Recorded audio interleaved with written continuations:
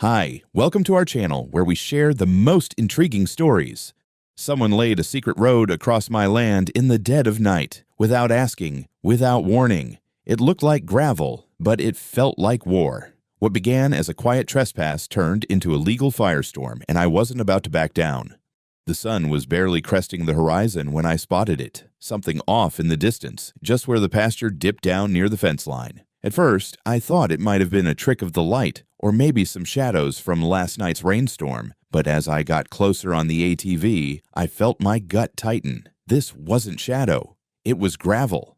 A fresh strip of it, bright gray against the golden stubble of late-season grass, stretching across my field like a scar. I cut the engine and sat there, helmet still on, just staring. A road. Someone had laid a damn road through my property. The gravel was freshly spread, still loose in places, with clear tire tracks already carved into it. The width was just enough for a single car, and it ran from the back fence bordering the Willow Trail Estates, those pre-planned cookie-cutter homes the developer slapped together 5 years ago, straight out to the county highway that cut across my southern border. I climbed off the ATV and knelt to check the soil. Beneath the gravel, my topsoil was churned and compressed. Whoever did this scraped up several inches of sod, right down to the clay. It wasn't half-assed. This was a planned access route, engineered, measured. Someone spent money on this. Someone spent money on this. On my land. I rode the fence line all the way down to where the gravel met the Willow Trail rear gate. There wasn't even a proper break in the fencing on their side, just a section bent inward and some trampled grass. That was when I knew exactly who to blame. I didn't need a crime scene unit to piece it together. Over the past few months, I'd noticed more and more golf carts and bikes cutting the corner of my pasture. They never asked permission. I'd catch glimpses of them from the porch or on trail cams I set up for the cattle, especially from the back corner where my property butted up against the HOA's last row of houses. And the worst offender, Karen L. something. I forgot the full name. Middle-aged, platinum blonde, surgically arched brows, always dressed like she was headed to a garden party even when she was walking a Shih Tzu in 90-degree heat. I'd spoken to her once, maybe twice. First time was when her dog spooked my calves last spring by wandering into my pasture. Second time, she waved at me from her side of the fence and said something about how nature makes a lovely shared space. I thought she was just being neighborly. Turns out, she was casing my land like it was a free shortcut. I parked the ATV back at the barn and went inside to make a call. My neighbor Molly picked up on the second ring. She lives on the opposite side of the HOA development, and she's got eyes sharper than a hawk in molting season. "Hey, Molly," I said, skipping pleasantries. "You notice anything weird last night? Trucks? Lights?" There was a pause. "Funny you ask. I woke up around 3. Thought it was thunder, but it was a damn bobcat backing up. Heard gravel hitting metal. Why?" "I've got a brand new driveway through my south pasture. It's not mine." She gave a low whistle. "Oh, I saw her. Karen. She was out there with 2 guys in reflective vests. Looked like a damn county job, leveling things out with lasers and all. That just about did it."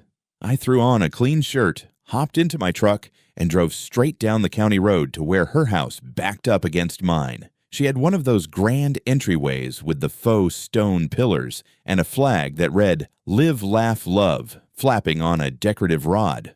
Her black Escalade was parked crooked in the driveway. Of course it was. I didn't knock. I banged. And when the door opened, there she was, Karen herself, holding a coffee mug that said, "Boss Lady." "Mr. Shaw," she chirped, like I was an old friend dropping by for scones. What a surprise. "Let's cut it," I snapped. "You laid gravel through my land." Her eyes blinked twice. Innocent. Fake. "Oh, that? You mean the trail?" "I wouldn't say it's through your land. It's just along the natural path people have been using for years. It's become kind of common use, you know?" "No," I said flatly. "I don't know. That's not common use. That's trespassing. And construction. And now vandalism." Karen smiled tightly. "Look, I understand you're upset, but honestly, you weren't doing anything with that strip. It was just grass. Nobody was hurt. In fact, most of the community is grateful for the improved access. It cuts 6 minutes off our drive." I stared at her. She actually said it. She admitted she bulldozed a road through private ranch land to save 6 minutes. That's not your decision to make, I growled. She shrugged, as if she were being generous. We can work something out. I'm sure the HOA board would approve a small maintenance stipend. Consider it a shared improvement. Lady, I'm not part of your HOA. Well, she said, setting down her mug. Maybe that's something we can revisit. After all, your property touches our community. There are benefits to being a team player. That was enough. I turned on my heel and left without another word. Back home, I didn't sit down. I went straight to my files, pulled out the deed, the surveys, and my lawyer's contact card. I didn't care how tidy her little shortcut was. This was my land, and she had just declared war. The next morning, I called in a favor from a man named Curtis Miller, a licensed surveyor I'd worked with during the last pasture expansion. Curtis was blunt, methodical, and allergic to HOA nonsense. I didn't need warm and fuzzy. I needed legal accuracy. He showed up in a dusty white Dodge with a GPS tripod and 2 thermoses of black coffee. By lunchtime, he'd walked every foot of the southern line, cross-referenced my deed with the official county parcel map, and printed out a fresh copy with crisp coordinates. No easement, he said, thumbing through the last page. Not historical, not implied. Your title is clean.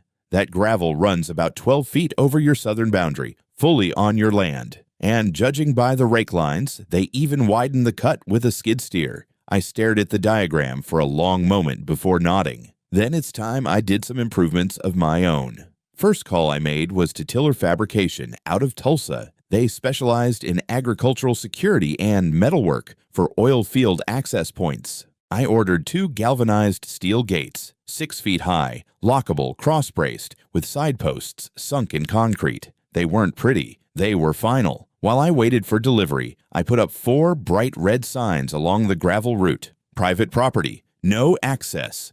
Trespassers will be prosecuted. Not part of Willow Trail Estates.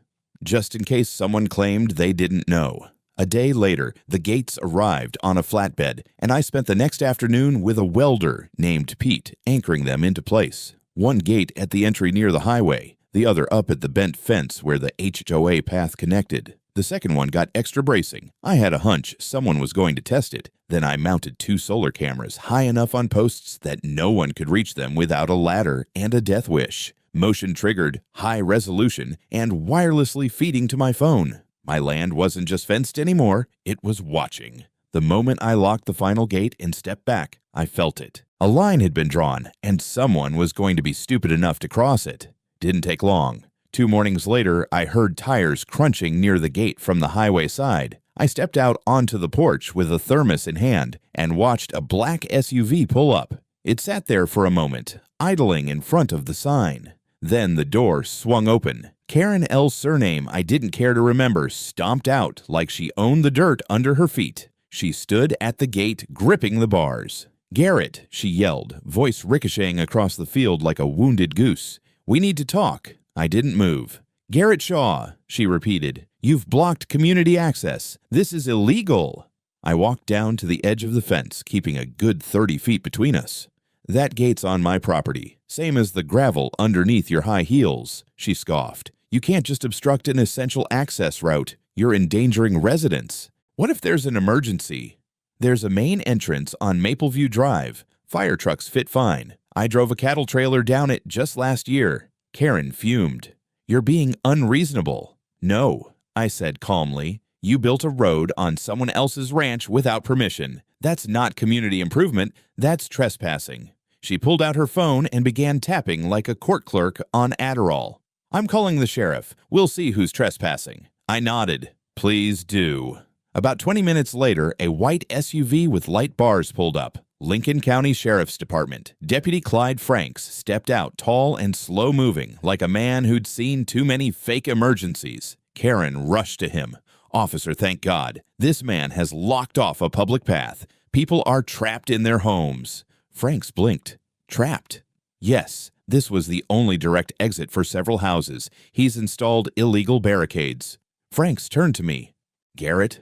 I handed him the survey, the deed, and the photos Curtis had printed. "Gates on my land. Road was laid without consent. No easement on record. This map's time-stamped and filed." He reviewed the paperwork in silence, then looked back at Karen. "Ma'am, I see 2 other access points to your community on this map. One off Mapleview. Another off East Haskell. Is that correct? Karen's voice turned brittle. But those are longer. Longer, he repeated. Not blocked, not inaccessible, not life-threatening. Karen's face flushed with a mix of rage and embarrassment. Deputy Franks handed me back the papers, then faced her. I see no criminal violation on Mr. Shaw's part. He's well within his rights. If you feel otherwise, you'll need to pursue it in civil court. But that's all, ma'am. Let's not waste county time. She stood there speechless. Not used to being told no, I guessed. She finally turned, climbed back into her SUV, and peeled out with enough gravel spray to hit her own bumper. I stood there until the dust settled, then turned and headed back toward the barn. The gate stood silent behind me, locked, solid, and waiting. I knew she wouldn't take the gate quietly. Karen didn't strike me as the learn your lesson and move on type. So when I saw the flash of color near the lower pasture that Friday morning, something unnatural breaking the golden line of the horizon, I knew damn well it wasn't cattle. At first glance, I thought it was some kind of lawn furniture. Then I saw the tent. Not camping gear, but one of those pop-up canopies like you'd see at a farmer's market, bright blue and shaking slightly in the wind. Someone had staked it right in front of the highway side gate, on the outside of the fence, just far enough to avoid immediate trespass. Smart. Annoying, but smart. I rode the ATV down and slowed to a crawl. The gravel road on my side was untouched. My padlock was still in place. But in front of it, Karen had created a scene. 3 folding chairs, a table with a thermos and paper sign reading Restoring Community Access, one neighbor holding a badly stapled pamphlet, and Karen, of course, in a wide-brimmed straw hat and sunglasses like she was leading a suffrage march instead of squatting at the entrance to a cow field. She spotted me and lit up like she'd rehearsed the speech already. Mr. Shaw, would you care to explain to the people why you're denying basic access to your fellow citizens? I parked and killed the engine.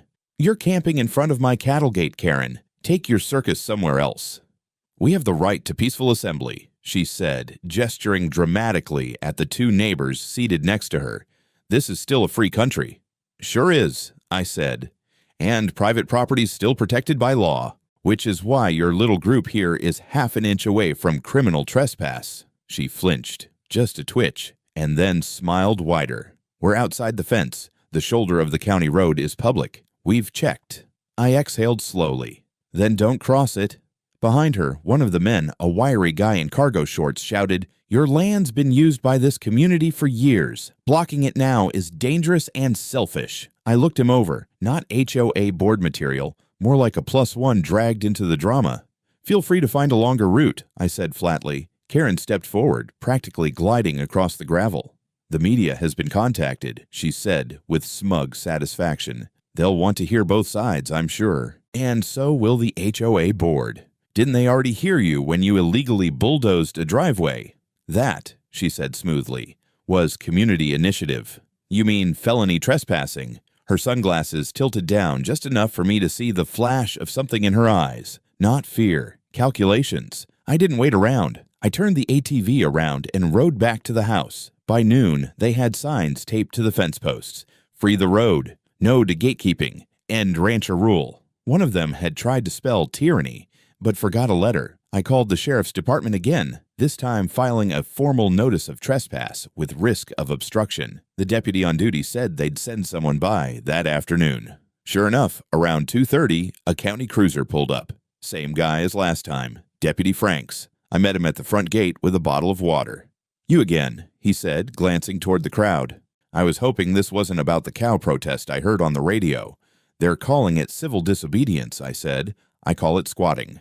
We approached slowly. Karen came forward to greet him like she was welcoming a guest of honor. "Deputy," she began, "we're here peacefully. This man—" He held up a hand. "Save it. You're on a public right-of-way. I'll give you that.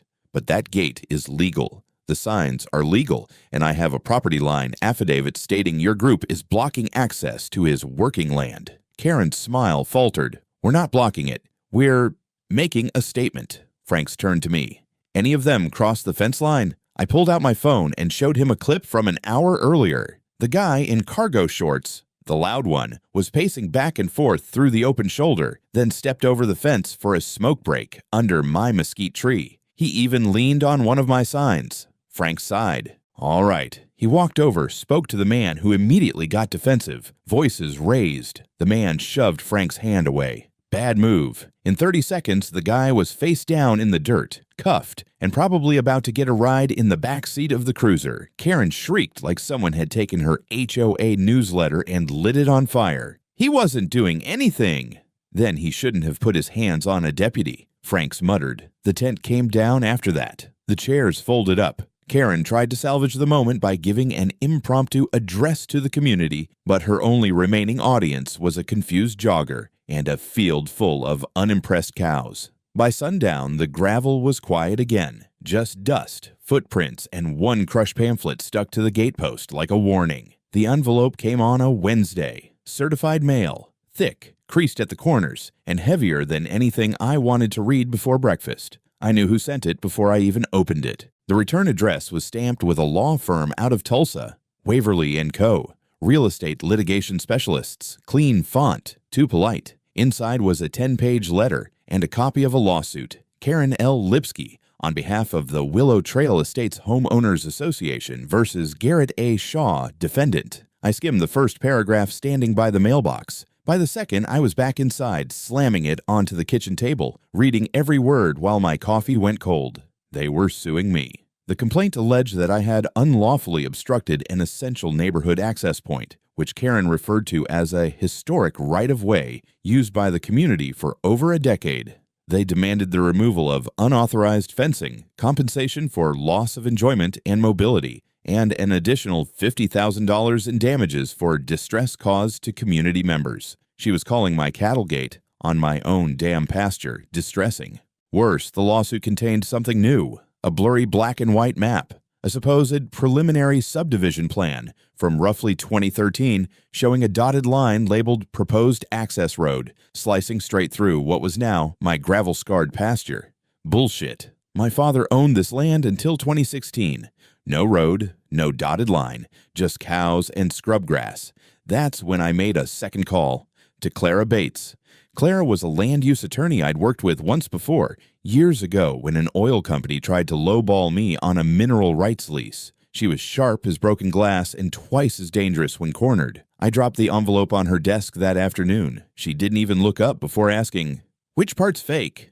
The map, for starters. Clara flipped through the papers in silence for a minute, then gave a low whistle. She's playing the easement game.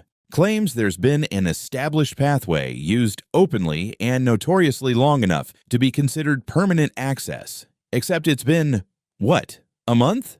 Exactly. And if she really submitted this to court, she held the map up like it stank. Then she's in deeper than she thinks. Clara leaned back and tapped a pen against her lower lip. Do you have proof there was no access road before she showed up with a gravel truck? I've got old drone footage, cattle grazing all the way to the fence. No paths, no disturbance. Good. We're going to file a response and a counterclaim. Then we burn this fantasy to the ground. The next 48 hours were a whirlwind. Clara's paralegal pulled county records. Not a single official plat map ever showed an easement across my property. The only access rights granted to the HOA were on the north and west sides, both properly paved and filed. We dug through satellite images, Google Maps, county GIS data, even old photos from a local birdwatching forum. Not a single image showed a road until last month. Then Clara hit gold. A signed statement from a contractor named Russ Whitner. He'd done gravel work for HOA landscaping jobs in the past. In his affidavit, Russ claimed that a woman named Karen from the Willow Trail Board contacted him privately, paid cash, and instructed him to lay down gravel for a new shortcut between the HOA's back fence and the highway. No permits, no written agreement. He also said she insisted it be done at night to avoid confusing neighbors. Clara nearly laughed when she read that part. You don't pay cash at night for something legal. We filed the counterclaim by Friday. Trespass, unauthorized construction, property damage, willful misrepresentation. Karen had tried to drag me into court with smoke and mirrors. Now she was the one staring down a real lawsuit, backed by documents, timestamps, and a contractor who remembered exactly who hired him. Still, something didn't sit right. At sunset that evening, I walked the pasture line again. The gate stood firm, lock in place, cameras blinking softly, but I kept thinking about that fake map. wondering how far Karen was willing to go. She hadn't just made a shortcut, she was trying to rewrite reality. Clara called it a procedural Molotov cocktail. Monday morning, we submitted our counterclaim to the county clerk. It was neatly bound, tabbed, and heavy enough to injure. 64 pages, including property surveys, time-stamped drone images, and a sworn affidavit from the contractor Karen hired under the table. Trespassing, unpermitted construction, damage to agricultural ground, attempted fraudulent claim of an easement. Clara even added a request for punitive damages, citing deliberate misrepresentation with intent to deprive landowner of exclusive use. I signed the last page with a pen that nearly ripped the paper. I wasn't out for revenge, I was out for correction. While Clara handled the filings, I focused on shoring up every inch of the land she was trying to steal. I marked boundaries with fluorescent stakes, updated every sign on the fence, and had Pete weld an additional crossbeam on the southern gate. If she wanted a war, I was damn sure going to be the one writing the rules. That evening, Molly came by with a memory card. "You might want this," she said, grinning. "My nephew's a drone nerd. He posted this to YouTube back in May. Thought it might help." The footage was gold. A sweeping aerial view of my entire southern field, high resolution, taken 3 months before Karen's gravel attack. No road, no tire tracks, just pasture, cows, and peace. The path she claimed was used for a decade wasn't even a goat trail. Clara lit up when she saw it. "This is visual proof. The judge won't even need to read." We added it to the supplemental evidence packet, with the aerial video, the old plat maps, the contractor's signed statement, and witness testimony from Molly and 2 other neighbors who'd seen the construction crews at night. We had a bulletproof defense. Then Clara took it further. She filed an injunction motion to bar any further access attempts by the HOA across my property while litigation was active. That meant no walking, no driving, no landscaping crews accidentally spilling over. We served it directly to the HOA board. That was when the cracks started to show. 2 days later, I got a call from Dennis Wilkes, HOA treasurer. Sounded like a man whose wine cellar had just collapsed. "I just wanted to clarify something," he started. Did Karen act alone on this gravel road situation? "She paid a contractor in cash." "At night," I said. "What do you think?" Dennis exhaled sharply. "Jesus. She said we had board approval. She told us she had a private understanding with you." "Nope." "Okay," he muttered. "Okay, we might be reconsidering our support." I didn't say anything. Just let the silence do the work. Later that week, Clara received a letter from Waverly & Co., Karen's attorneys, requesting a settlement meeting. They weren't admitting fault, but in the interest of resolving the matter amicably, they wanted to explore mutually agreeable terms. Clara laughed so hard she nearly spilled coffee on the filing cabinet. "They're blinking," she said, "and we haven't even hit court yet."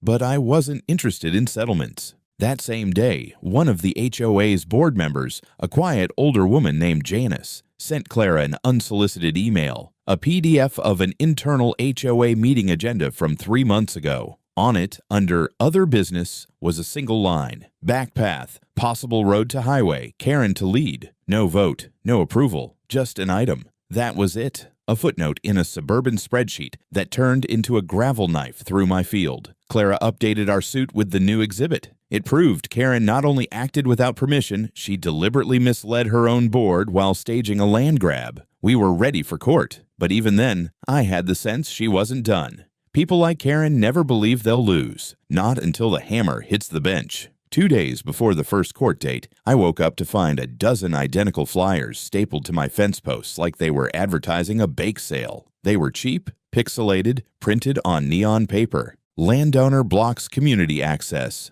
Puts lives at risk for his own convenience.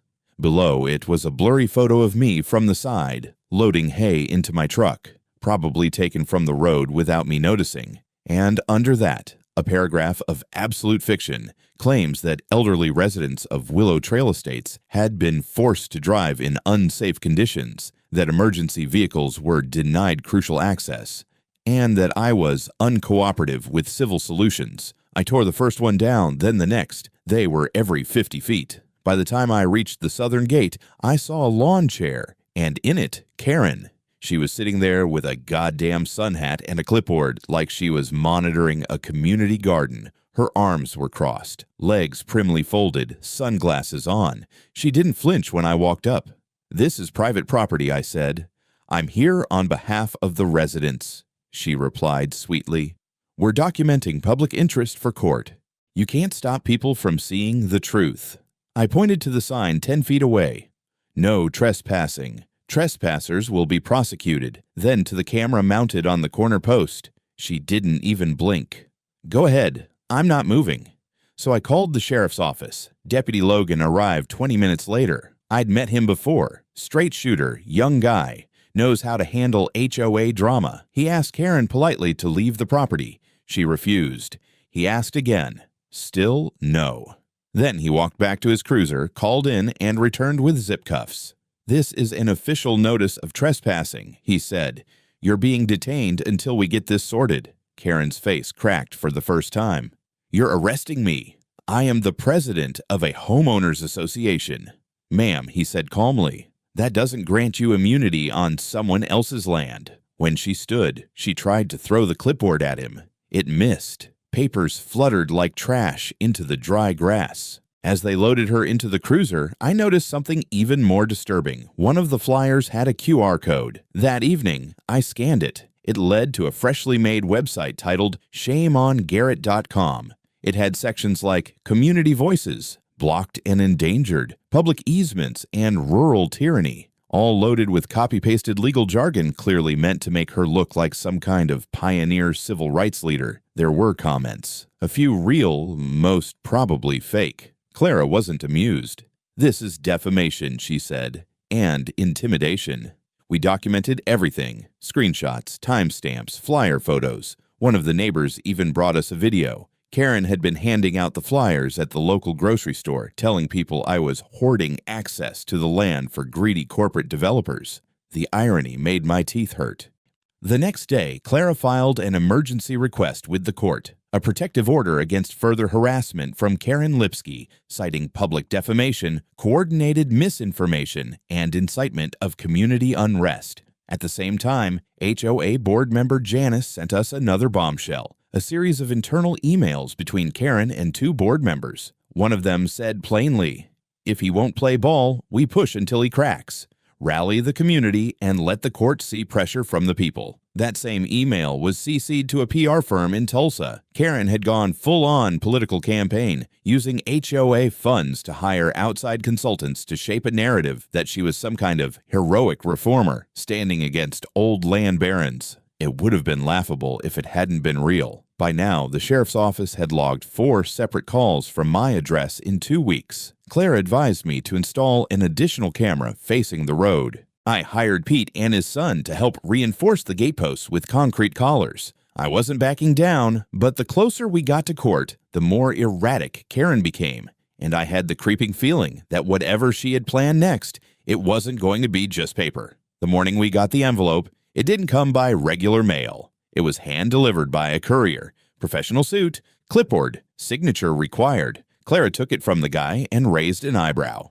No return address. Inside was a copy of a temporary injunction filing from the county clerk's office. According to this ridiculous paper, Karen, acting as president of Willow Trail Community Association, had successfully submitted a claim that the road in question had existed as an implied easement for over a decade, and therefore my gates were illegally obstructing essential ingress and egress.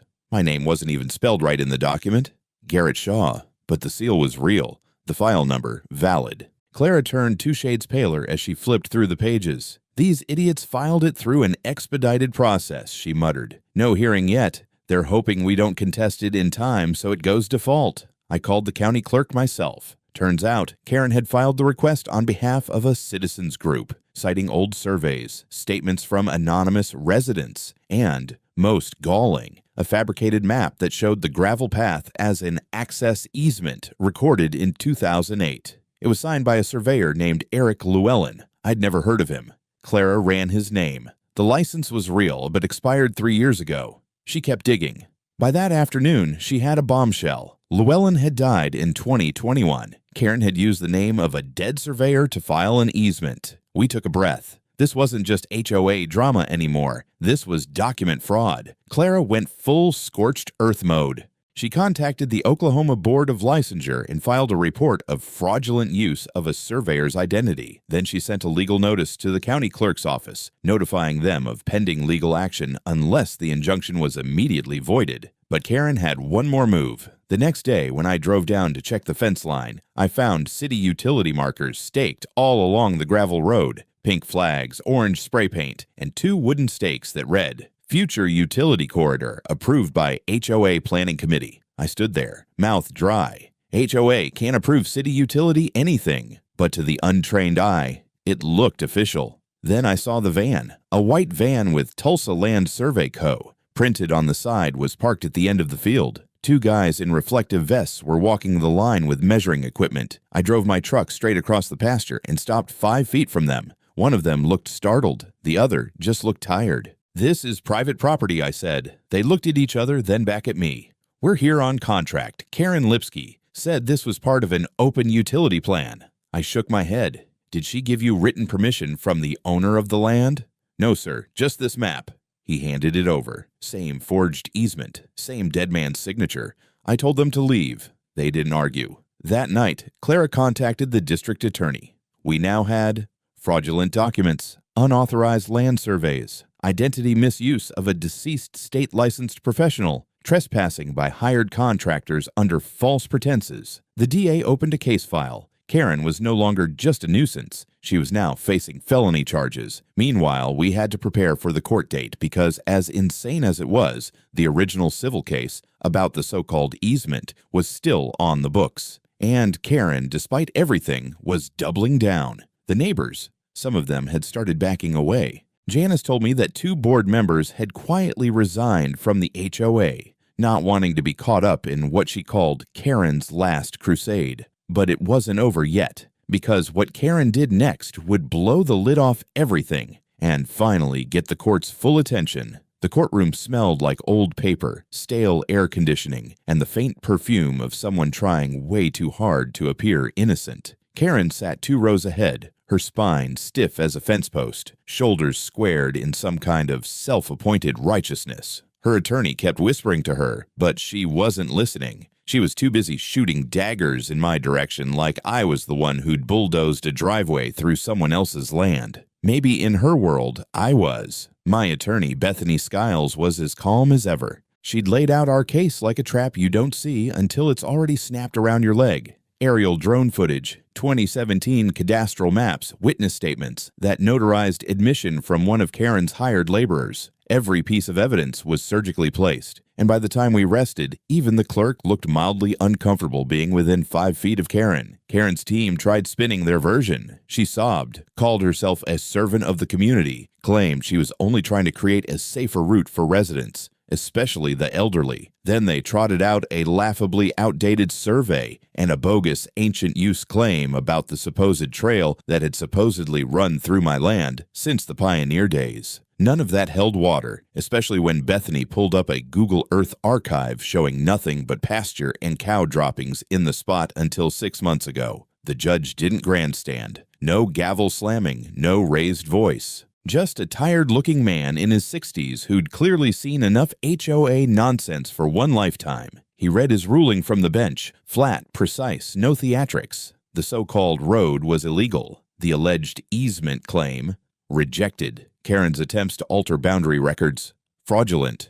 Her lawsuit against me, dismissed with prejudice. She was ordered to pay $68,000 in damages for trespass, property destruction, and false claims, plus another $20,000 in sanctions for filing forged documents. And most importantly, the judge issued an injunction barring her or anyone from Willow Trail Estates from setting foot on my land without written permission, notarized. Karen didn't speak on her way out. Her attorney walked ahead of her like a man being chased by his own reputation. A local reporter tried to shove a mic in her face.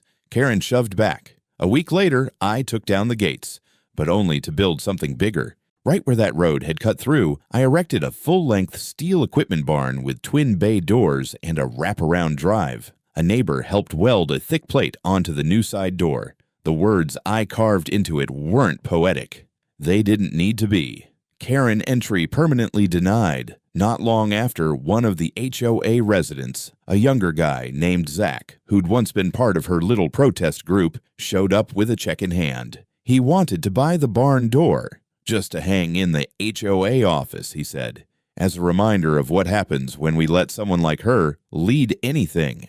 I sold him the door for $1 and bought a new one twice as thick.